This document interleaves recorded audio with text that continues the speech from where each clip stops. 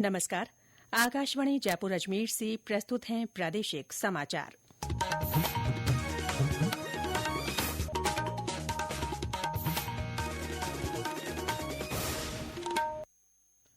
समाचारों के साथ मैं ऋतिका गुप्ता। जयपुर में चल रही rising Rajasthan global investment summit के तीसरे और अंतिम दिन आज एमएसएमई कॉन्क्लेव रखी गई है। राज्य की एमएसएमई इकाइयों को साझा मंच देने और बाजार के रुझान के मुताबिक बढ़ोतरी के अवसर प्रदान करने के उद्देश्य से इस कॉन्क्लेव का आयोजन किया जा रहा है। केंद्रीय शिक्षा मंत्री धर्मेंद्र प्रधान और मुख्यमंत्री भजनलाल शर्मा कॉन्क्लेव में हिस्सा ले रहे हैं। कॉन्क्लेव को संबोधित करते हुए उद्योग मंत्री कर्नल राज्यवर्धन राठौड़ ने कहा कि निवेश सम्मेलन के जरिए राजस्थान में विकास का रोड मैप तैयार किया गया है। हम पहले राज्य बनेंगे जो एमएसएमई उद्योगों को किसी भी तरह के राज्य कानून से 5 वर्ष की अवधि के लिए अनुमोदन और निरीक्षण की छूट दे रहे हैं। साथ ही साथ 1 एकड़ भूमि तक जो लघु उद्योग है उनका लैंड कन्वर्जन के अंदर भी एक बड़ी छूट दी जाएगी। समिट में कल केंद्रीय सड़क परिवहन मंत्री नितिन गडकरी ने इंफ्रास्ट्रक्चर पर हुए सत्र को संबोधित किया। इस अवसर पर उन्होंने राजस्थान के लिए 30,000 करोड़ रुपए की लागत की 800 किलोमीटर लंबी 9 सड़क परियोजनाओं की घोषणा की। इनमें 6,500 करोड़ की लागत से उत्तरी जयपुर रिंग रोड और 6,800 करोड़ रुपए की लागत से कोटपुतली से आगरा ग्रीनफील्ड हाईवे शामिल है। एग्री बिजनेस पर हुए सत्र में केंद्रीय कृषि और ग्रामीण विकास मंत्री शिवराज सिंह चौहान ने हिस्सा लिया। इस अवसर पर उन्होंने कहा कि केंद्रीय ग्रामीण विकास मंत्रालय राजस्थान में पीएम आवास योजना ग्रामीण के तहत 3,41,000 से ज्यादा आवासों का निर्माण करेगा।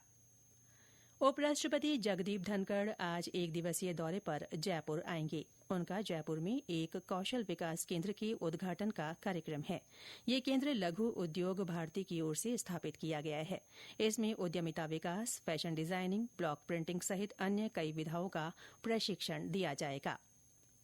प्रधानमंत्री नरेंद्र मोदी आज वीडियो कॉन्फ्रेंस के माध्यम से स्मार्ट इंडिया हैकेथॉन 2024 के फाइनल में युवा नवाचारियों से बातचीत करेंगे। हैकेथॉन का ग्रैंड फिनाले आज से शुरू हुआ। इसमें 1,300 से अधिक टीमें भाग ले रही हैं। स्मार्ट इंडिया हैकेथॉन रोजमर्रा के जीवन में आने वाली प्रमुख समस्याओं के समाधान का मंच उपलब्ध कराने की राष्ट्रव्यापी पहल है। इसके माध्यम से चुनौतियों के नवाचारी समाधान की क्षमता विकसित होती है। शिक्षा मंत्रालय और अखिल भारतीय तकनीकी शिक्षा परिषद नवाचार, उद्यमिता और रचनात्मकता को बढ़ावा देने के लिए एक साथ 51 केंद्रों पर हैकेथॉन का आयोजन कर रही है। जयपुर का मणिपाल विश्वविद्यालय भी स्मार्ट इंडिया हैकेथॉन के 51 केंद्रों में शामिल है। केंद्र के नोडल अधिकारी ने बताया कि यहां हार्डवेयर आधारित हैकेथॉन में 156 प्रतिभागी और विभिन्न संस्थानों के 35 मेंटर हिस्सा ले रहे हैं। प्रदेश में सर्द हवाओं ने ठंड का असर तेज कर दिया है। इससे गलन और ठिठुरन का एहसास बढ़ गया है। धौलपुर, पाली, जैसलमेर, बारां, कोटा, करौली और माउंट आबू सहित कई स्थानों पर शीतलहर का असर देखा जा रहा है। सीकर के फतेहपुर शेखावाटी में पहली बार आज पारा -1 डिग्री सेल्सियस दर्ज किया गया।